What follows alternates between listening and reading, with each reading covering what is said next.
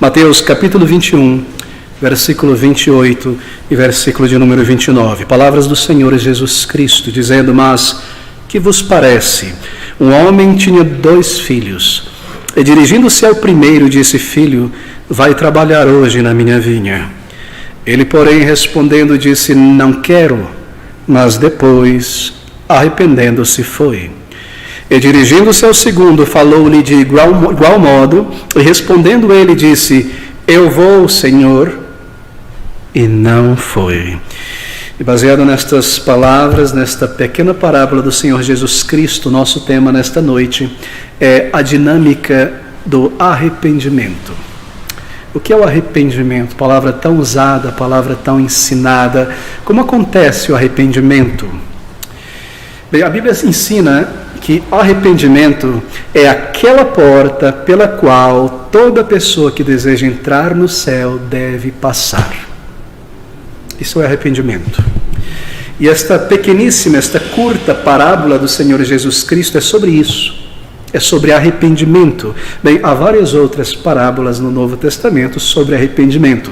Mas acontece que na maioria delas, arrependimento é um dos elementos de ensino da parábola. Mas nesta aqui, ela é totalmente sobre arrependimento. Isso está bastante claro na maneira em que a parábola, a ilustração é declarada, e o contexto também não é daqueles líderes que não queriam se arrepender. Ele explica e então ele conta esta parábola. É uma parábola, é um ensino sobre arrependimento. E nela, claro, porque é uma ilustração e é maravilhosa, nós aprendemos esta dinâmica do arrependimento. O que é o arrependimento? Segundo a palavra de Deus. Como ele acontece? Quais são os estágios? Qual é a anatomia? Porque ele está em movimento, qual é a dinâmica dele?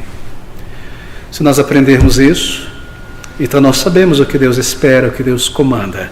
Ó, meus queridos amigos, estas palavras do Senhor Jesus Cristo, deixe-me lhe dar o contexto, elas foram declaradas aos sacerdotes, aos escribas, aos fariseus, aos líderes religiosos daquela época. O Senhor Jesus Cristo estava ali no alpendre do templo ensinando a multidão. Os líderes saíram de dentro do templo, os sacerdotes viram o Senhor Jesus Cristo ensinando com autoridade as pessoas e ficaram enciumados, enraivecidos, porque eles eram os líderes, os professores, e foram a ele perguntar: quem lhe deu autoridade? De onde tiraste esta autoridade para falar desta maneira, ensinar o povo a palavra de Deus? E o Senhor Jesus responde a ele dizendo: bem, eu vou lhes fazer uma pergunta, e se vocês me responderem, então lhes responderei a pergunta de vocês. O batismo de João Batista, aquele que tinha vindo primeiro, este batismo que ele operava tinha o selo divino? Era de Deus ou era dos homens, criação humana? Era algo novo ou pertencia às tradições humanas? E eles foram lá conversar do lado ali e disseram: bom, isso é uma armadilha para a gente. Se dissermos que sim, ele vai dizer: por que vocês não creram então se veio de Deus? Porque vocês descreram na mensagem de João Batista, esse profeta de Deus. E se nós dissermos: não era de Deus não, o povo pode nos apedrejar aqui. Eles disseram ao Senhor Jesus Cristo: nós não sabemos. E o Senhor disse: então, não vos direi a resposta à sua pergunta. E na sequência ele traz esta parábola que tem a ver com o que está acontecendo aqui.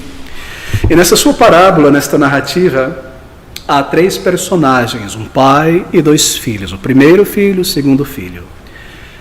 Na parábola, o pai representa Deus. O Senhor está respondendo àqueles homens religiosos.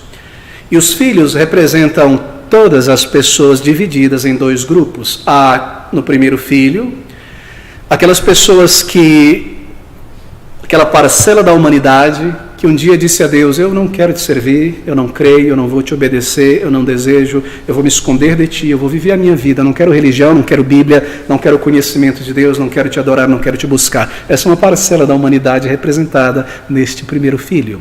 E o segundo filho representa primariamente aqueles religiosos e todo este grupo de seres humanos que nascem num contexto religioso ou que se juntam a uma igreja e dizem: Senhor, Senhor, eu vou te seguir, Senhor, eu vou ser um cristão, mas que nunca se arrependeram de seus pecados. O primeiro filho representa estas pessoas que tomaram as suas vidas em suas mãos para viver longe de Deus, mas um dia pararam, reconsideraram, se arrependeram e obedeceram ao Senhor. Ele, porém, respondendo, o primeiro filho disse: não quero, mas depois, arrependendo-se, foi. E este segundo filho É aquele que diz, eu creio em ti, eu sou religioso, eu faço tudo que a religião comanda, mas nunca se arrependeram. E dirigindo-se ao segundo, falou-lhe de igual modo, e respondendo ele disse, eu vou, Senhor, e não foi. O que é o comando de Deus aqui nesta parábola? O comando é arrependimento.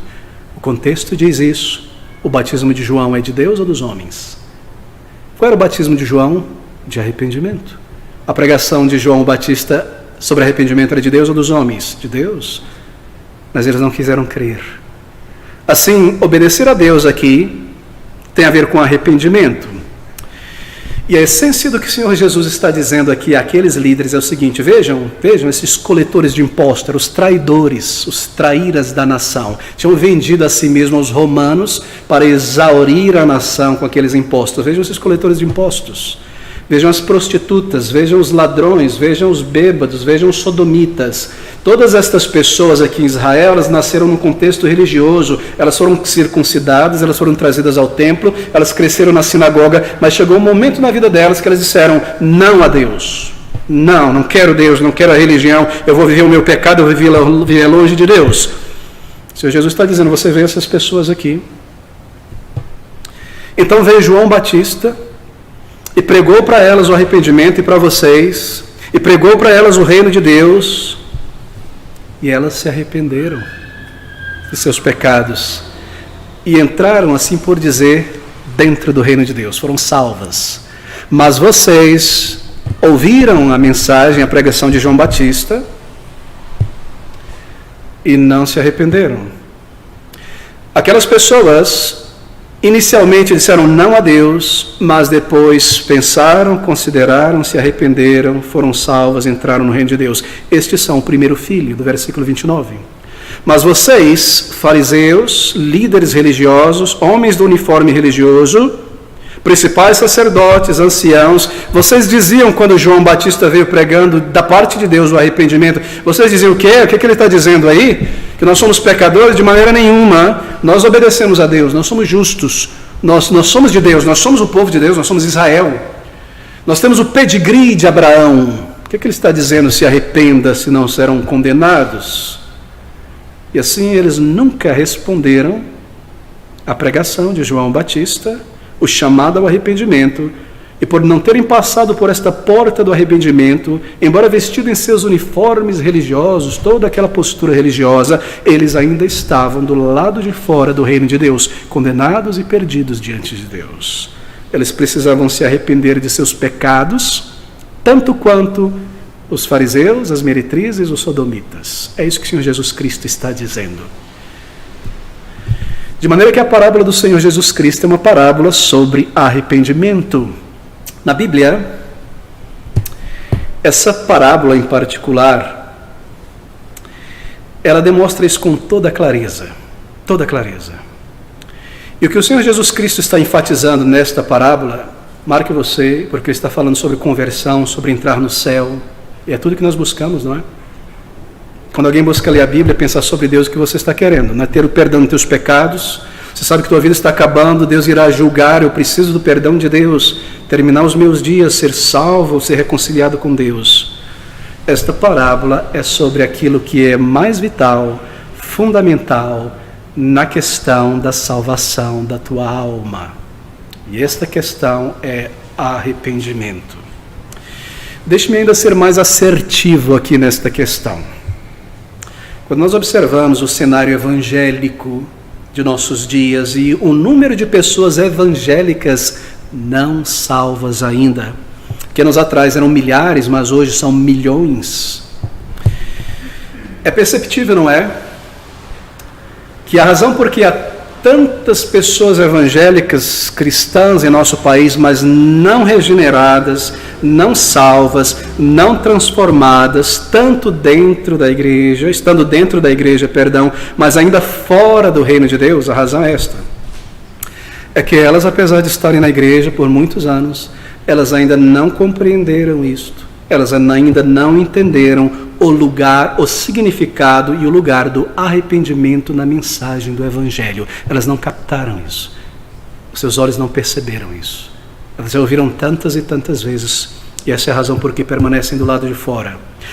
Bem, você sabe, fala-se muito hoje sobre o reino de Deus, sobre as bênçãos do reino de Deus, não é?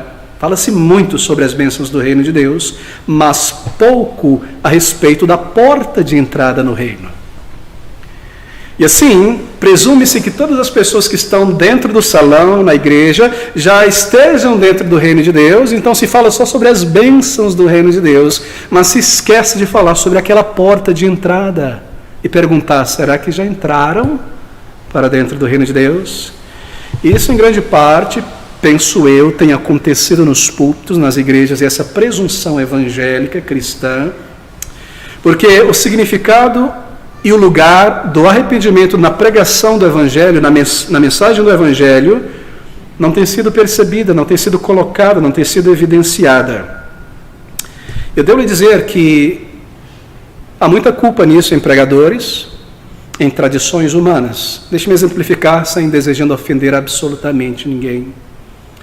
Pense sobre nossos amigos pedobatistas, aqueles que batizam bebês. Você nasce dentro do contexto da igreja como filho de um crente e você é levado às águas do batismo e assim você é integrado para dentro da igreja como parte.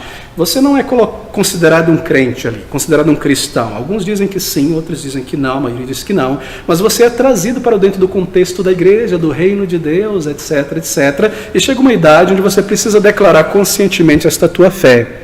E sabe qual tem sido o resultado desta prática católica romana que persiste em grupos reformados, grupos evangélicos?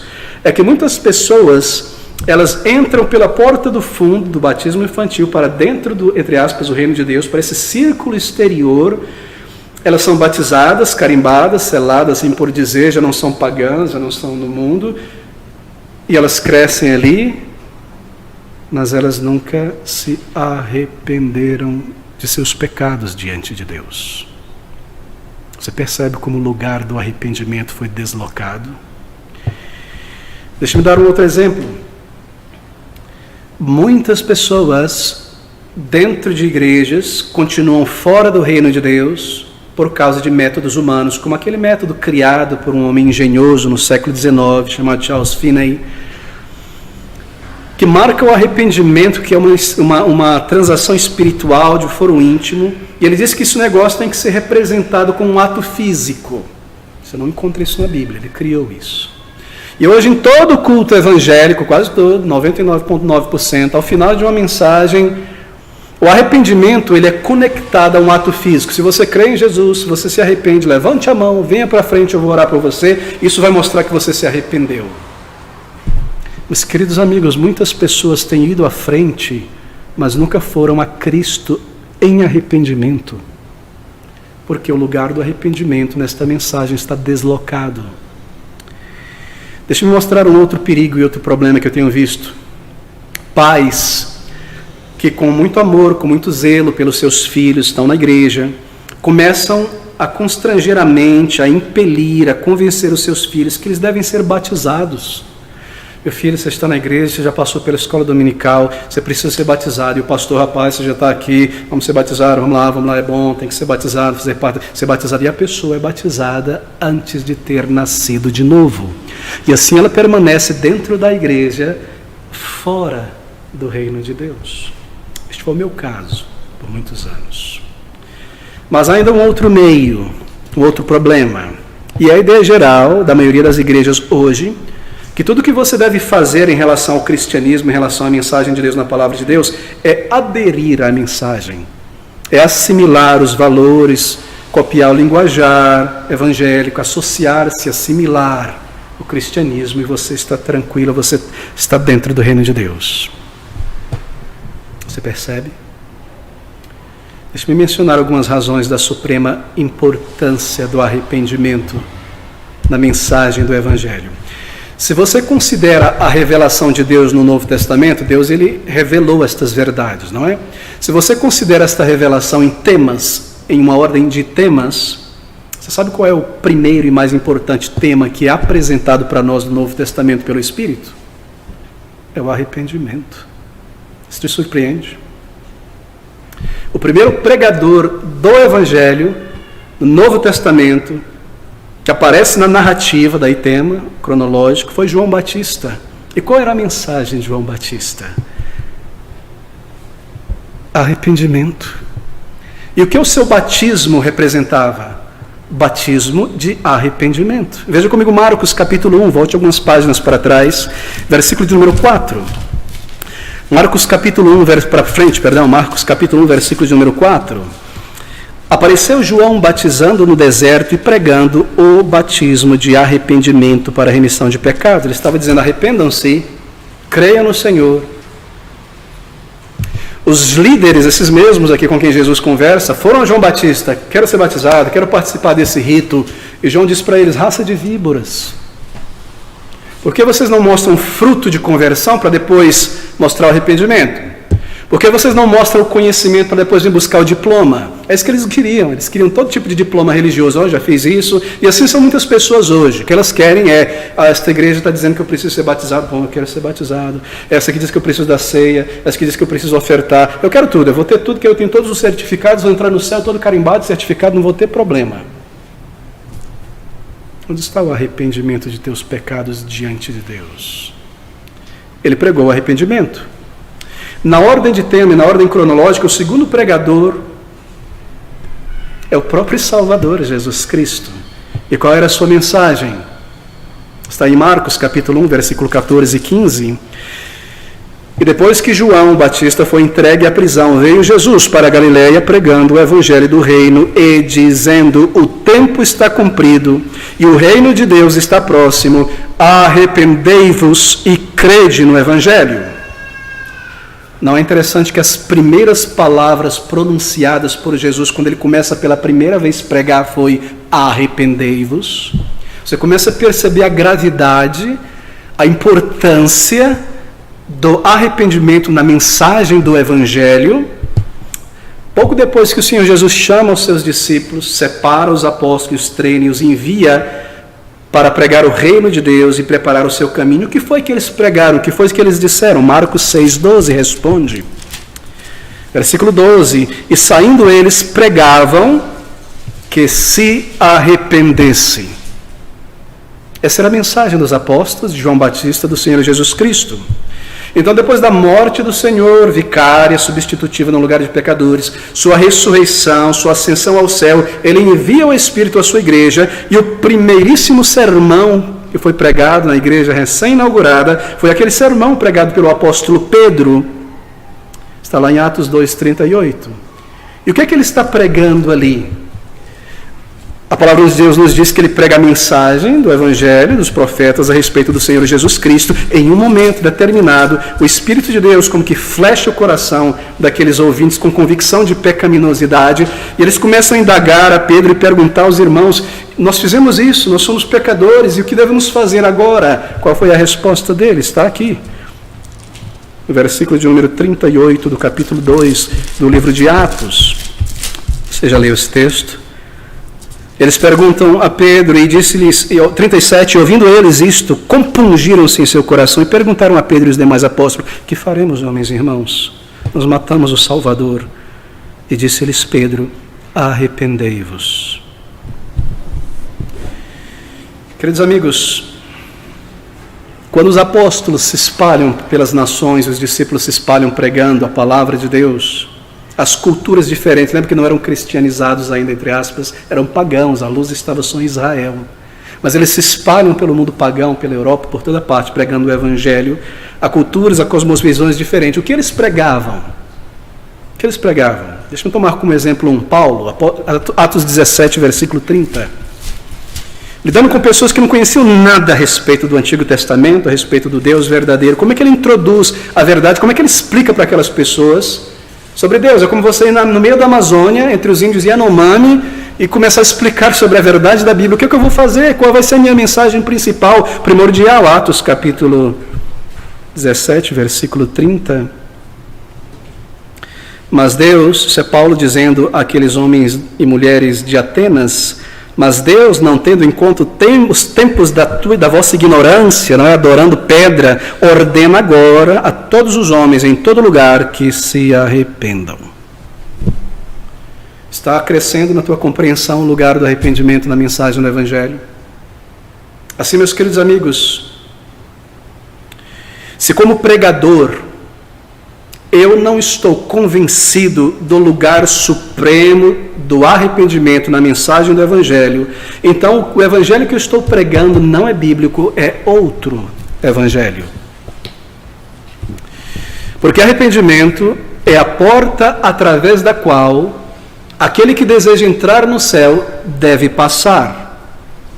E se eu não estou pregando isso com clareza, então eu não estou apontando para a porta e dizendo para vocês, a porta de entrada no céu é esta. Eu não entendo essa doutrina. Se eu não a entendo, eu não entendo o Evangelho, eu não estou pregando o Evangelho. E se arrependimento ainda não teve lugar em tua experiência religiosa cristã, você ainda está fora do reino de Deus. Você ainda não entrou. Você ainda não foi salvo. Porque arrependimento é aquela porta através da qual todo aquele que deseja entrar no céu deve passar. Qualquer que tenha sido o teu passado, qualquer que tenha sido nesta noite a tua experiência pessoal, religiosa, conforme você cresceu, a tua experiência com o cristianismo, se não houve profundo, real, sincero arrependimento de pecado, se em algum ponto nós não chegamos a este arrependimento, nós ainda estamos fora do reino de Deus. Ter sido criado no cristianismo, em uma igreja evangélica, não faz diferença. O fato de que o segundo filho disse ao pai, eu vou, Senhor, Senhor, não faz qualquer diferença, porque ele não se arrependeu. Se em algum ponto nós não chegamos a esse lugar de arrependimento, nós ainda estamos fora do reino de Deus. Porque arrependimento é a porta pela qual todo aquele que deseja entrar no céu deve passar. E se esse lugar de arrependimento eu não busquei, eu não passei por ele, então é a esse lugar que eu devo chegar, querido amigo. E esta parábola é uma parábola sobre arrependimento. Há várias parábolas na Bíblia sobre arrependimento. Lembra-se da parábola do filho pródigo? Era sobre arrependimento. Você lembra-se da parábola do fariseu e do publicano no templo, um orando, Senhor, te agradeço porque eu não sou como esse publicano, fariseu, eu dou o dízimo, eu faço isso. E o publicano dizendo, pobre de mim, miserável que sou, Senhor, tem compaixão de mim. Arrependimento. Assim, essa parábola é sobre o reino de Deus, o céu, salvação, sobre o arrependimento que conduz à vida eterna. Como nós sabemos disso, pastor? Veja o versículo 31, do nosso texto em Mateus, versículo de número 31, capítulo 21, e dirigindo-se ao 31, qual dos dois fez a vontade do Pai? E então, na sequência, eles disseram respondendo, o primeiro, disse-lhe Jesus, em verdade vos digo que os publicanos e as meretrizes entraram adiante de vós no reino de Deus. Por quê? Porque arrependimento é esta porta, eles passaram por esta porta. Esta parábola é sobre arrependimento.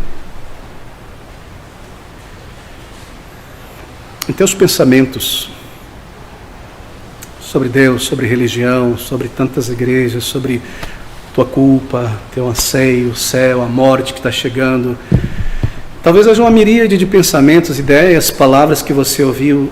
Deixe-me ajudar nisso aqui. Se você pegar tudo isso aí, pôr na peneira, depois pegar e pôr num filtro, num funil e afunilar, se você quer que reduza-se a uma coisa só, como eu posso ser salvo, morrer e ter certeza de vida eterna e salvação? É isso aqui. Arrependimento. É nisso que você deve focar e deve entender. Assim, essa parábola, há um homem aqui, há um pai que tem 2 filhos e que é dono de uma vinha. Ele é um fazendeiro, então ele tem uma vinha.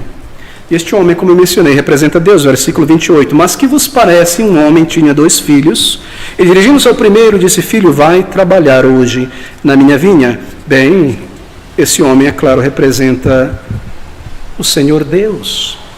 Ele é o dono do céu, ele é o dono da igreja, esta vinha é o seu reino, um lugar de alegria.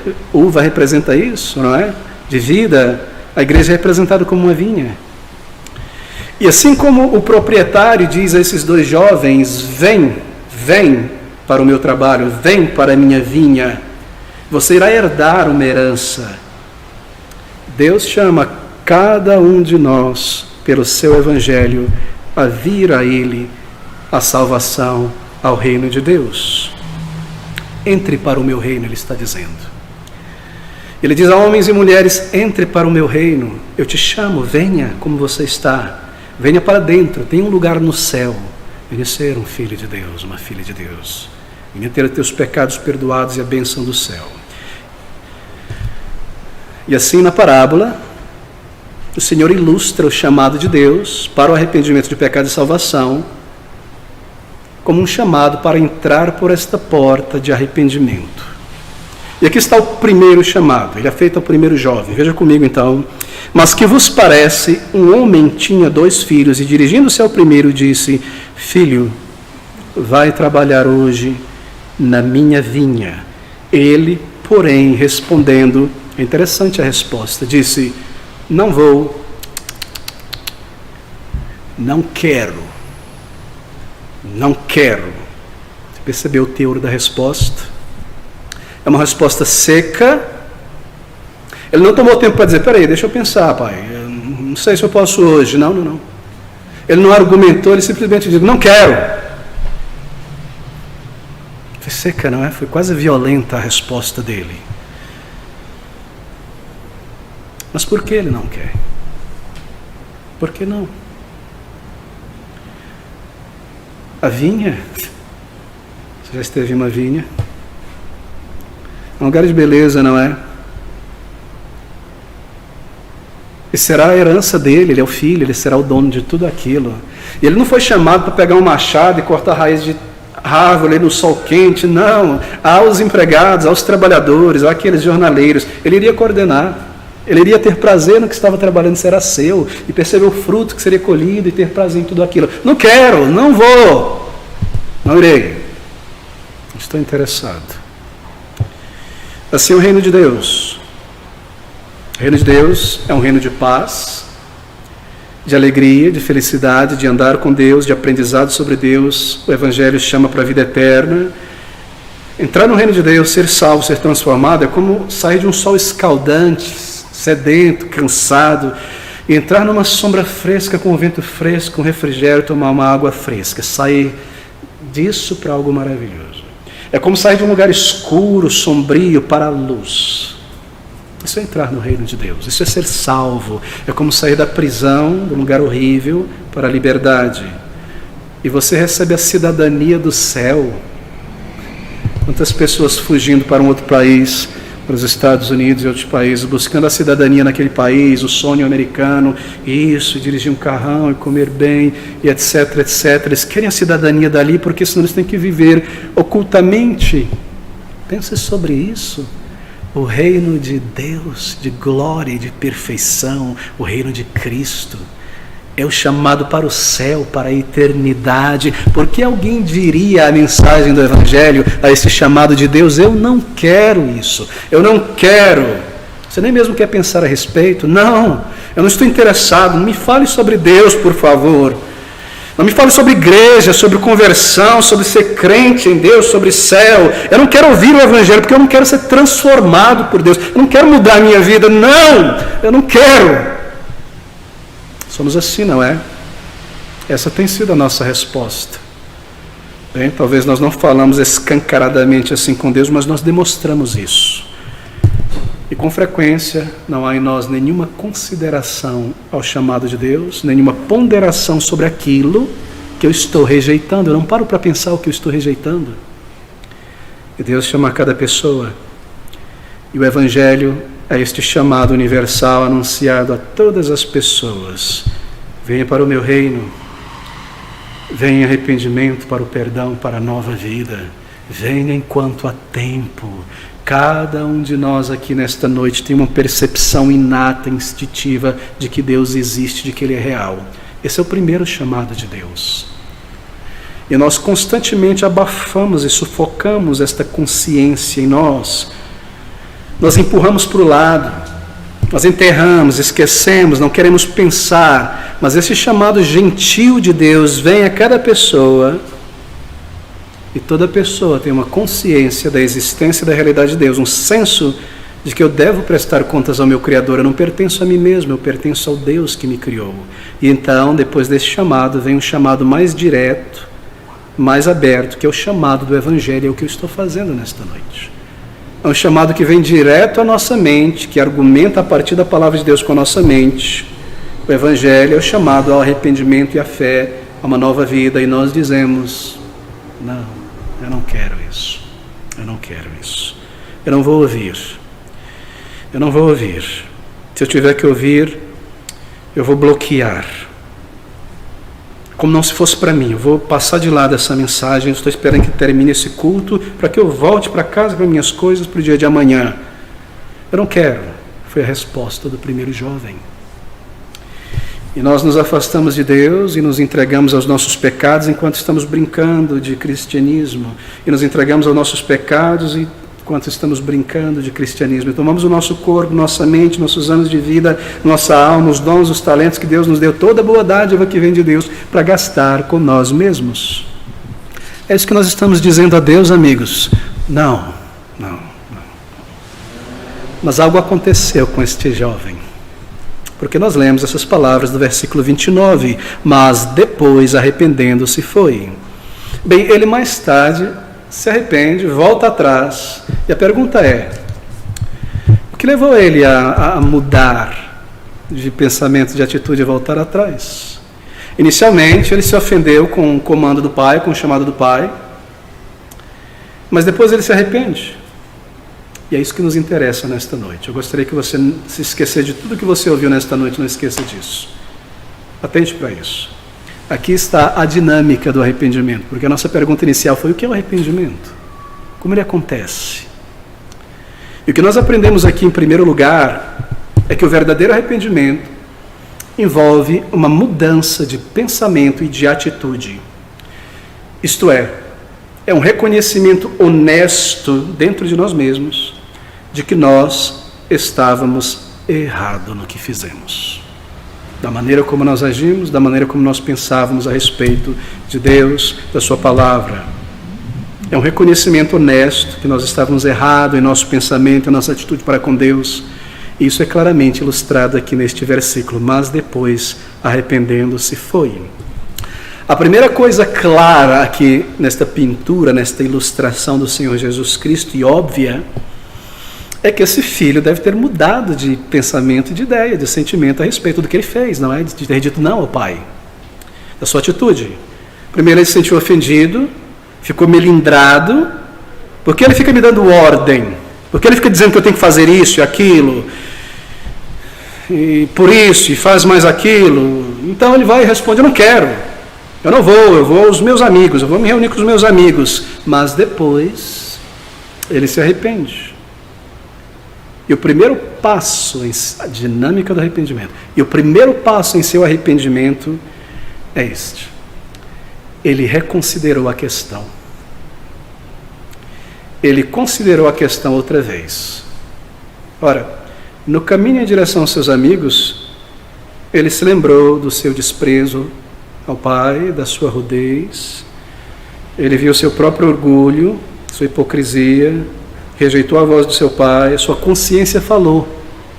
Alguma coisa começou a remoer profundamente dentro dele, ele ficou ali remoendo, e esse negócio levou ele a parar e a pensar novamente sobre o que ele tinha feito. Esse é o primeiro estágio do arrependimento. Bem, ele poderia ter seguido em frente, ido para os seus amigos, poderia ter colocado o pensamento de lado, entrou: o que eu fiz? Vou encontrar meus amigos, e ser ocupado de outra coisa, o seu lazer, fazer qualquer coisa que fosse, não é? Não. Quando aquilo afetou a sua mente, ele se sentou e pensou mais uma vez sobre o que ele fez, e ele enfrentou a questão, ele ponderou honestamente sobre o que ele tinha feito. Assim, em vez de rejeitar a questão que estava remoendo na consciência. Em vez de ignorar ou fazer o possível para esquecer, indo fazer outra coisa, lazer, trabalho, ele passou ali a ponderar, a pensar e a considerar a questão. E esse, querido amigo, é sempre o primeiro passo no arrependimento. É o início. O filho pródigo, quando ele se viu naquele país distante, comendo a pocilga, as bolotas dos porcos, nós lemos que ele fez o quê? Ele caiu em si, ele parou. Ele considerou a questão, o que eu estou fazendo aqui? Por que eu fiz isso com meu pai? Ele considerou novamente o que ele tinha feito. Ninguém começa a se arrepender de verdade enquanto não admite perdão honestamente que estava errado e para de justificar, e para de argumentar a respeito, e para de defender os seus pecados, e para de tentar justificar os seus pecados, e para de dizer que não há problema no que eu estou fazendo, não estou errado não, todo mundo faz isso aqui, porque tudo isso é uma forma de desobediência, uma forma de dizer a Deus, não quero. Admitir a si mesmo que eu estava errado, que eu pequei, que eu sou um pecador, é o primeiro passo do verdadeiro arrependimento. Sabe como aconteceu comigo? Tinha lido a Bíblia, textos tantas e tantas vezes, lá em 1 João. Lá em 1 João, tem um versículo muito poderoso. Eu tinha lido esse versículo muitas vezes, entendi com a minha mente, não é? Capítulo 3, versículo 6, diz assim, um dia eu estava lendo esse versículo, acho que eu tinha 16, 17 anos. E está escrito aqui, 1 João 3, 6, qualquer que permanece em Deus não pratica o pecado. Qualquer que permanece em pecado não viu nem conhece a Deus. Palavras, não é? Versículo 9. Qualquer que é nascido de Deus não permanece em pecado, porque a sua semente, a semente de Deus, permanece nele e não pode pecar porque é nascido de Deus. Eu fui virando a página, já entendi. Eu precisei ser honesto e voltar. Eu tenho que ser honesto comigo, Abner. Você vive em pecados. Os pecados que você comete hoje aos 17 anos, você já cometia aos 12 e aos 9. Você tem vivido neles. Eles voltam à tua mente, ao teu coração e à tua prática. A tua vida é neles. Você vive em pecados. Você não é nascido de Deus. O primeiro passo no verdadeiro arrependimento é esta honestidade intelectual, essa honestidade de dizer a si mesmo, tomar as rédeas da consciência e dizer, eu sou um pecador diante de Deus, eu errei na maneira como eu vivi, nas coisas que eu fiz, ter passado em cima da consciência. Não há verdadeiro arrependimento que não comece aqui. E isso é ilustrado nessa parábola do Senhor Jesus Cristo. Ninguém começa a se arrepender enquanto não admite com honestidade que estava errado e para de justificar. Mas esse é somente o primeiro passo. Deixe-me lhe dar o segundo passo na dinâmica do arrependimento. Depois de admitir o seu erro, então aquele filho, ele vai e admite o seu erro ao pai. Você percebe isso? E a todo mundo, ele admite isso. E ele admitiu isso ao pai e ao mundo quando ele muda de atitude. Mas depois foi. Está claro aqui.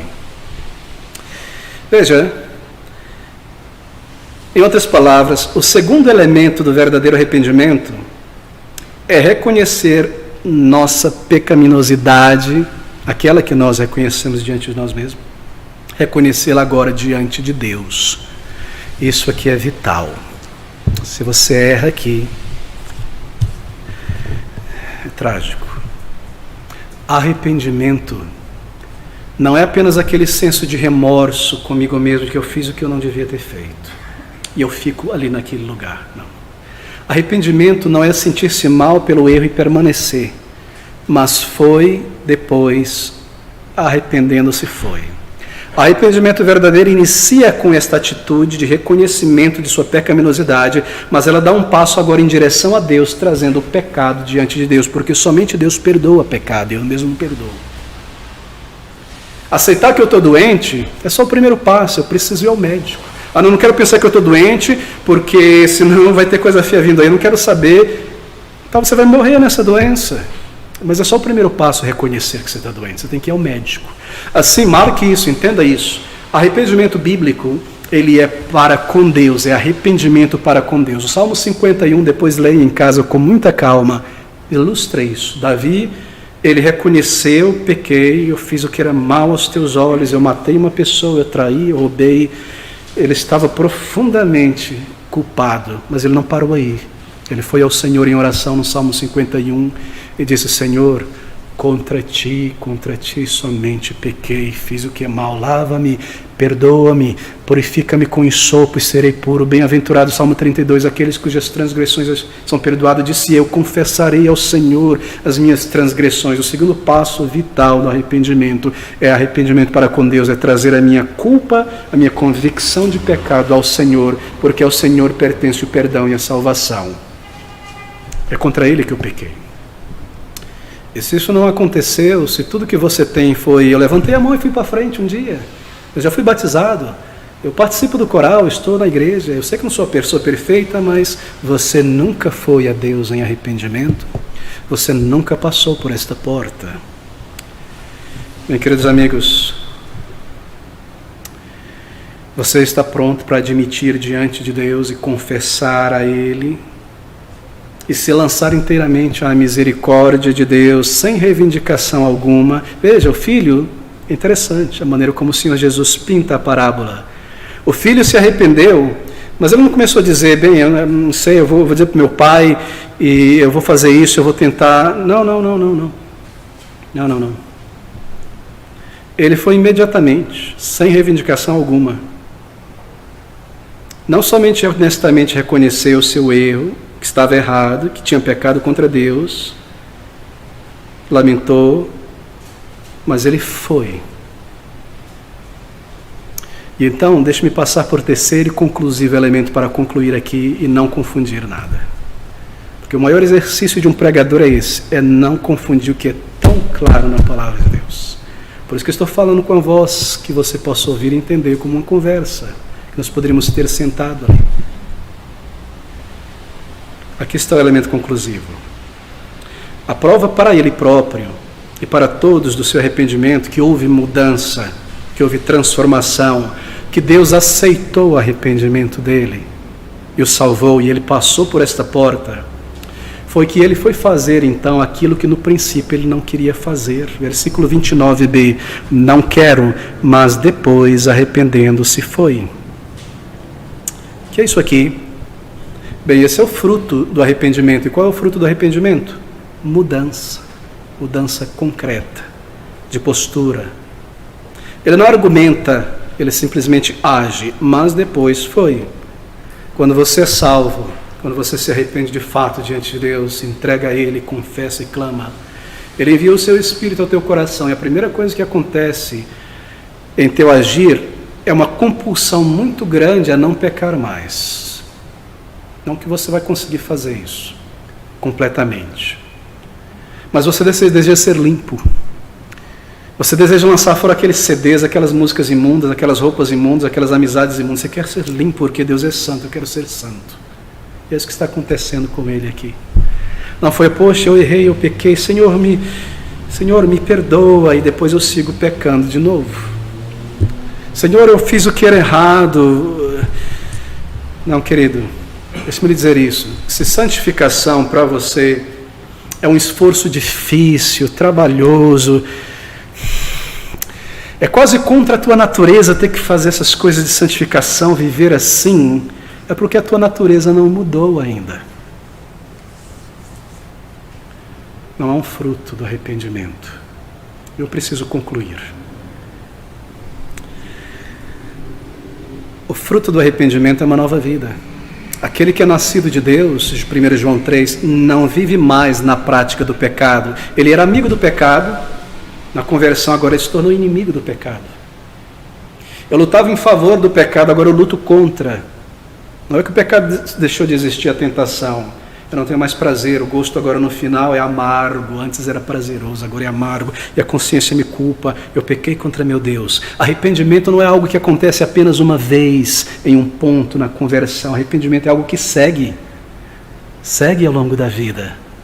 E toda vez que eu me sujo pecando contra Deus, o Espírito de Deus me leva ao arrependimento, se confessarmos os nossos pecados a Deus, Ele é fiel e justo para nos perdoar. Isso é dito a crentes. Arrependimento é sinal vital. É o fruto do arrependimento. Arrependimento é o fruto do arrependimento. E assim o Senhor me preserva. Mas eu concluo aqui. Veja o versículo 32. Porque João veio a vós no caminho da justiça e não crestes, mas os publicanos e as meretrizes o creram. Vós, porém, vendo isto, a conversão deles, nem depois vos arrependestes para crer, nem depois passaram pela porta do arrependimento. Eles viram pessoas que foram convertidas. Olha, entenda isso aqui. Aqueles homens religiosos viram os piores, entre aspas, pecadores se converter, sair da imundícia, as prostitutas deixarem aquela vida imunda e serem transformadas, os bêbados, os viciados, os sodomitas serem lavados, coisa sobrenatural, vida dentre os mortos. Eles viram, eles entenderam, foi real. Por quê? Porque eles se arrependeram, mas eles próprios, tendo visto tudo isso, nem mesmo se arrependeram. É isso que o Senhor Jesus Cristo está dizendo aqui. Pessoas que toda a vida rejeitaram a Deus, pararam, consideraram, se arrependeram com a pregação de João Batista, mudaram, as vidas foram mudadas. Vocês viram tudo isso, disse Jesus, mas não tocou vocês, não moveu o coração de vocês, não afetou vocês. Vocês se apegaram à sua religiosidade, ao seu batismo, à sua criação cristã, o que quer que seja. Talvez haja assim alguém que você conhece. E Deus mudou a vida dessa pessoa. Eu tenho conhecido muitas pessoas. Eu tinha amigos na faculdade. Eu me lembro de um em particular, que era uma pessoa tão ansiosa, ele duvidava de tudo, ele suspeitava de todo mundo. Ninguém podia olhar para a namorada dele, já estava suspeitando, porque as pessoas queriam roubar ele. De 10 palavras que ele falava, uma era imoral, talvez 3. E quando Deus salvou aquele homem, aquele jovem, a vida dele foi tão mudada, tão mudada, tão mudada, tão transformada. E eu vi isso. E talvez você tenha visto mesmo alguém profundamente que rejeitava a palavra de Deus, que vivia no mundo, foi salva por Deus, mas isso não te impressionou. E você continua dizendo, eu não quero, eu quero permanecer como eu estou, não quero ser bitolado, eu não quero. Os fariseus viram transformação de pessoas tão decadentes no pecado, e eles próprios não se arrependeram dos seus pecados. Aquela pessoa poderia ter sido o maior mentiroso do mundo, mas agora é uma pessoa honesta. Não, eu não vou dar atenção para isso, eu não vou me deixar afetar por esses testemunhos, por essa demonstração do povo de Deus. Deus te mostrou coisas maravilhosas, sinais tão belos do que Ele tem para você, mas eu não quero entrar no reino de Deus. Ó, queridos amigos, Deus ainda é o mesmo, Ele ainda é o mesmo. Se você nesta noite encarar os teus pecados honestamente, confessá-los a Deus, se voltar a Deus, Ele irá te perdoar, Ele irá te receber. A parábola do filho pródigo termina com o filho voltando ao pai. Direi a meu pai, pai, pequei. Lembra da parábola? Todo sujo, imundo, da pocilga, do pecado. Pai, pequei contra o Senhor, sua oração. E ele começa a orar e derramar o seu coração diante do seu pai. O pai o vê distante, vai a ele e o abraça, mesmo imundo, isto é, para lavá-lo, e diz, traga a melhor capa, a melhor sandália, um anel de filho. Arrependimento começa com encarar, com parar e ponderar mais uma vez. Eu, ser honesto, eu sou um pecador diante de Deus, não interessa a maneira religiosa que eu tenho vivido, eu vivo em pecados. E então trazer isso diante de Deus em arrependimento. E o fruto disso é uma nova vida. Confesse ao Senhor, Ele te perdoará, Ele te perdoará, Ele me perdoou. Eu estou aqui, você acha que eu nasci assim? Não, eu era o pior dos pecadores. Ele me perdoou, Ele me salvou. Queridos amigos, há uma palavrinha muito poderosa aqui neste versículo 29, eu termino com ela, observe. Ele, porém, respondendo, disse, não quero, está aqui ela. Mas, os mases da Bíblia, mas depois se arrependeu. Este mas, ele é muito belo. Ele aparece muitas e muitas vezes na mensagem do Evangelho. Ele é poderoso, ele é belo. Deixa-me lhe mostrar esse mas na conexão da morte para a vida, da salvação para a vida. É só um de muitos. Não perca este mas de vida. Ele está aqui, ó. Um exemplo, 1 Coríntios capítulo 6. Paulo diz assim: vocês não sabem que os injustos não entrarão no céu, no reino de Deus? Não errem nisso. Os fornicadores não entrarão, os idólatras, os adúlteros, os efeminados, os sodomitas, os ladrões, os avarentos, os bêbados, os maldizentes, praguejadores, nem os roubadores herdarão o reino de Deus. E é o que alguns de vocês têm sido, mas haveis sido lavados, haveis sido purificados. Há um divisor de água, esse é o nascer de novo, este mas é o mas do arrependimento, mas vocês se arrependeram, vocês encararam a tua pecaminosidade, confessaram a Deus e foram lavados, transformados, perdoados. É o que alguns têm sido, todos nós estamos nesta lista, porque ela não acaba aqui, ela continua em outros capítulos. Mas haveis sido lavados, mas haveis sido santificados, mas haveis sido justificados, mas haveis sido perdoados, justificados em nome do Senhor Jesus e pelo Espírito do nosso Deus. Que a tua vida tenha este mas, que ela não seja concluída no pecado. Mas ele um dia, ele viveu assim, ele foi um pecador horrível, um viciado, um imoral, um ladrão, uma mulher obscena, mas houve um dia quando ele encarou seu pecado diante de Deus e se derramou diante de Deus e clamou por misericórdia, e ele foi lavado, ele foi perdoado, ele foi salvo. Ele viveu a pior vida no mundo, mas ele ouviu a voz do Salvador, ele creu, ele encarou, ele se entregou.